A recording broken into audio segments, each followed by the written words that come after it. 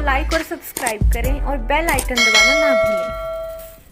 नमस्कार, इस समय आप मौजूद है हरियाणा के जिला कुरुक्षेत्र में। इस समय हम आपको लाइव प्रसारण कीर्तिभूमि न्यूज के माध्यम से दिखा रहे हैं। मैं संदीप कुमार गोयल कीर्तिभूमि न्यूज में आपका स्वागत करता हूं। इस समय हम आपको परिचय करवाने जा रहे हैं पूर्व विधानसभा प्रत्याशी की बात की जाए संतोष दहिया। आज हम जानेंगे लाडवा के विकास के बारे में। मैम, आपका कीर्तिभूमि न्यूज में स्वागत है। सबसे पहला हमारा यही सवाल है, जो महिलाओं के होने वाले अपराध है, लगातार 2014 से 19 तक बात के लगातार 2 अगस्त की हर रोज अपराध बढ़ रहे हैं, तो क्या कहना चाहेंगे? देखिए, मैं जहां तक मानती हूं, आज जिस तरह से महिलाओं के हालात हैं वो किसी से छुपे नहीं हैं। आज अंतर्राष्ट्रीय महिला दिवस पर बहुत बड़े बड़े अखबारों में, बड़े बड़े आंकड़ों में बहुत सारी बातें, डिस्कशन होता है, एडवर्टाइजमेंट होती है, और मैं ये मानती हूँ कि अरबों खरबों रुपया शायद खर्च किया जाता होगा, लेकिन जहां तक महिलाओं की सुरक्षा की मैं बात करूं तो आज भी बेटियां सुरक्षित नहीं है। हर 1 घंटे में एक बेटी के साथ बलात्कार किया जाता है। कोरोना काल में लगभग 200% डोमेस्टिक वायलेंस के आंकड़े बढ़ गए। इससे बड़ा दुर्भाग्य और क्या होगा। ऐसे में मैं ये मानती हूं, जिस देश में बेटियां सुरक्षित नहीं है उस देश में विकास की बात करना बेमानी है। लोग कहते हैं जिनके हाथों में घर और जन्म देने की डोर हो, लोग नहीं कहते हैं कि महिला तुम कमजोर हो। महिला कमजोर नहीं है, लेकिन हालात ऐसे बना दिए गए हैं, उनको असुरक्षित रखा जाता है, क्योंकि आज उनकी सुरक्षा के बारे में कोई बात नहीं करता, केवल एडवर्टाइजमेंट की जाती है। उसके अलावा जो काम करने वाली महिलाएं हैं उनको कोई नहीं पूछता। बेटी बचाओ बेटी पढ़ाओ के तहत देश के प्रधानमंत्री ने पानीपत से आगाज किया था। क्या यह नारा सिर्फ फाइलों में दबकर रह गया है या वास्तविक धरातल पर क्या स्थिति है? देखिए, जो नारा दिया था, नारा अच्छा था। हमने इस नारे का हमेशा सम्मान किया और सम्मान इसका होना भी चाहिए था, क्योंकि नारा जो दिया गया था उसकी लाइनें ऐसी थी, बेटी बचाओ बेटी पढ़ाओ। बेटियां बची, बेटियां पढ़ रही हैं, लेकिन बेटियों की सुरक्षा का क्या? आज बेटियां असुरक्षित हैं, आज उन्हें नोचा जाता है। आज हरियाणा जैसे प्रदेश में अगर बेटियों के साथ बलात्कार किया जाता हो तो आप मान लीजिएगा कि पूरे देश के हालात क्या हैं। आज चाहे वो कुरुक्षेत्र का स्वीटी कांड हो, चाहे दिल्ली का निर्भया कांड हो, चाहे रोहतक का वो जो नेपाली लड़की के साथ जो कुछ हुआ था वो हो, कितने सारे ऐसे कांड हैं जो मैं आपको गिनवा सकती हूँ। लेकिन मैं ये मानती हूँ कि बेटियां जब तक सुरक्षित नहीं है तब तक देश तरक्की नहीं कर सकता, इसमें कतई दो राय नहीं है। देखिए, कानून तो बहुत बने हैं। दहेज का कानून बना, लेकिन क्या आज लोग दहेज नहीं मांग रहे?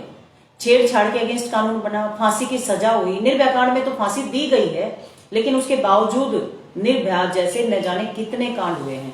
ये सच में दुर्भाग्यपूर्ण है। कानून बनाने से परिवर्तन नहीं होता, कानून बनाने के बाद उसे धरातल पर अंगुली जामा पहनाने के बाद परिवर्तन होता है, जो हो नहीं रहा है। क्योंकि फाइलें केवल बड़े बड़े दफ्तरों की धूल फांक रही होती हैं, उसके अलावा कुछ नहीं होता है। और आज मैं महिलाओं की स्थिति की अगर बात करूं, आज हमारी बेटियां कहां नहीं है, कौन से क्षेत्र में हमारी बेटियों ने कम काम किया है। आज हमारी बेटियों को अगर मौका मिला तो राष्ट्रपति बनी, प्रधानमंत्री बनी, मुख्यमंत्री बनी, सांसद बनी, एमएलए बनी, लोकसभा स्पीकर बनी, पर्वत पर चढ़ गई, पर्वतारोही बनी, उन्होंने हवाई जहाज को उड़ा दिया। जब उन्हें मौका मिला वो चांद पर पहुंच गई। जब उन्हें मौका मिला तो 26 जनवरी पे वो परेड को लीड करती हैं। आज हमारी बेटियां वर्दी पहन के देश की रक्षा करती हैं, लेकिन वो फिर भी सुरक्षित नहीं है। इससे बड़ा दुर्भाग्य और क्या हो सकता है। देश के माननीय राष्ट्रपति जी ने आपको सम्मानित किया था, कैसा लगा और आज कैसे सोचते हैं? देखिए, वो मेरे लिए बहुत बड़ा सम्मान था, क्योंकि गांव की संकरी गलियों से निकलकर, जहां बेटी को हमेशा नीची आवाज में बात करना है, आंखें खोल के बात नहीं करना है, हमेशा दबा के रखना, दोयम दर्जे का व्यवहार बच्चियों को के साथ लगभग किया जाता है। इवन के खाने पीने में भी उनके बीच में फर्क किया जाता है, क्योंकि एक मानसिकता काम करती है कि जल्दी बेटी तगड़ी हो जाएगी तो उसकी शादी जल्दी करनी पड़ेगी। इस मानसिकता के तहत बहुत सारी बाउंडेशंस उन बच्चियों के ऊपर लगाई जाती हैं। गांव में जो गोबर है, पानी है, कुएं से पानी लेके आते थे, तब तो घरों में नल के नहीं होते थे। पानी लेके आना, न्यार पाड़ना, नड़ा करनी, दूध बिलोना, सारा कुछ काम मैंने किया। और मैंने तब सपने में नहीं सोचा था कि मैं राष्ट्रपति भवन जा सकती हूँ। जब मैं हरियाणा के लिए 4 गोल्ड मेडल लेकर आई और स्विमिंग कॉस्ट्यूम पहनना जरूरी था, तो स्विमिंग कॉस्ट्यूम पहनने से मुझे मना कर दिया गया था और मुझे उसके लिए स्विमिंग को छोड़ना पड़ा। लेकिन मैंने हार नहीं मानी, मैंने वॉलीबॉल को अडॉप्ट किया। वॉलीबॉल जब अडॉप्ट किया तो जब हरियाणा की मैं बेस्ट प्लेयर डिक्लेयर हुई, मेरी तरह एक लड़का लड़कों में बेस्ट प्लेयर डिक्लेयर हुआ, उसको 500 रुपए इनाम दिए गए और मुझे 200 रुपए इनाम दिए गए। ताऊ देवीलाल उस वक्त हरियाणा के मुख्यमंत्री होते थे। मैंने इस बात का ऑब्जेक्शन किया, उन्होंने बड़ी तारीफ करी और मेरे सर पे हाथ रख के एक बात कही कि तुम इतनी छोटी हो के अपने अधिकार की बात कर सकती हो, लड़ सकती हो, तो मुझे ऐसे लगता है एक दिन तुम हरियाणा की महिलाओं की आवाज बनोगी। वो शब्द कहीं ना कहीं मेरे कान में गूंजते रहते हैं। ये मेरे लिए प्रेरणा का बहुत बड़ा एक स्रोत रहा। दूसरा एक इंसिडेंट, मैं जब 12-13 साल की थी तब मेरे साथ हुआ था, क्योंकि गांव में दारू पी के सारा दिन ताश खेलना, शाम को दारू पी के पत्नी को पीटना बहुत कॉमन था। मेरे गली में भी इस तरह से एक लड़का पीटा करता था और एक दिन उसके हाथ में डंडा था, गली में सब्जी इधर उधर बिखरी पड़ी थी, बहुत सारे लोग इकट्ठे हो रहे थे, लेकिन किसी ने भी उस डंडे को नहीं पकड़ा। सब बोल रहे थे मत मार मत मार। मेरे मन में पता नहीं क्या आया, मैं भी बहुत छोटी थी, डरी हुई, सहमी सी, अपनी माँ के पल्लू से छिपी हुई थी, तो मैं भागी वहां से और मैंने वो डंडा छीना और उस लड़के को दे मारा। सब ने मुझे डांटा कि तुम क्या कर रही हो, मतलब तुम इतनी छोटी होगी जब ऐसा कर रही हो तो बड़ी होगी तुम क्या करोगी। लेकिन मेरी माँ ने घूंघट ऊपर करके मुझे कहा कि तुमने बहुत सही किया, क्योंकि जब तक लड़कियां उनके अगेंस्ट होने वाले अत्याचार के विरुद्ध नहीं बोलेंगी तब तक भला नहीं हो सकता।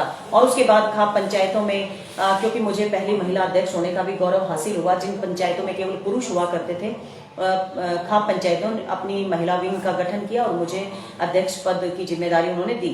उस समय तक मैंने नहीं सोचा था कि मैं राष्ट्रपति भवन जा सकती हूँ। हमारे चैनल के माध्यम से आप जनता को क्या संदेश देना चाहेंगे? देखिए, मैं तो ये कहना चाहूंगी कि देश केवल किसी एक व्यक्ति का नहीं है, देश आप सबका है। शहीद आजम भगत सिंह जैसे लोग इस देश के लिए अपने आप को कुर्बान कर देते हैं। 23 साल की उम्र होती क्या है, 23 साल की उम्र में फांसी के फंदे को चूमना, केवल फांसी के फंदे को चूमना नहीं, जब उनको फांसी होनी थी तब जेलर ने कहा कि खड़े हो जाओ, फांसी होनी है। उन्होंने कहा रुको, एक क्रांतिकारी की किताब पढ़ रहा है। इतना हौसला, जिसको फांसी होनी हो वो क्रांतिकारी की किताब पढ़ रहा हो, ऐसे जज्बात हमारे खून में है, उनका खून हमारी रगों में दौड़ता है। तो मैं केवल ये कहूंगी कि नेताओं की चमची मारना बंद कर दो, अपना अधिकार मांगना शुरू कर दो, क्योंकि थारा अधिकार केवल वो जो आपने नेता चुन दिए ना, उनको ये कह के पल्ला झाड़ना नहीं है कि भाई ठीक है बन गया, 5 साल बाद फेरा होगा। आपने देखा किसी नेता ने बनया पाच है और वो न्यू कहता हो भाई मैंने काम बताओ, तुम देखा आज तक एक भी नेता जिसने न्यू कहा काम बताओ, जिसने देखा एक भी नेता जो न्यू कहा भाई मेरी जाति के थे, जाति के नाम पे वोट ली, एक मैंने काम भी बता दो। किसी की छोरी का ब्याह कराते हो, किसी का मैं छोरा लगवाते हो, किसी का घर बनवाते हो, कुछ नहीं, बस नेता बन गए, फिर अपने 5 साल दिखने नहीं, 4 साल, 5वें साल में फिर आपके बीच में आ जाएंगे। तो समझो उन नेताओं से बचो, क्योंकि आपका अधिकार अगर वैसे नहीं मिलता तो आपको छीनना पड़ेगा। आप तस्वीरें देख सकते थे, हमारे साथ डॉक्टर संतोष दहिया थी। हमने हर मुद्दे पर बात की, तमाम मुद्दों पे बड़ी निडरता से उन्होंने जवाब दिया। संदीप कुमार गोयल, कुरुक्षेत्र।